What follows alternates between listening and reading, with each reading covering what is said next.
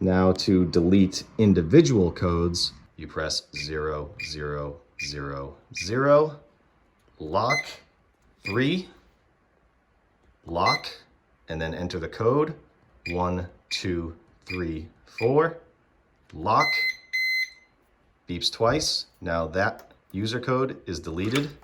We'll test it out. Deleted. So let's say you want to delete all of the user codes and start over. Same thing, enter your master code, 0, 0, 0, 0, lock, 5, and lock, beeps twice. Now all of your user codes are deleted. We'll try the first one. Beep 3 times, they're all reset.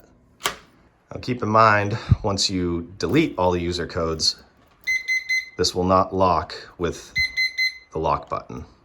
So you have to use the key until you set a user code.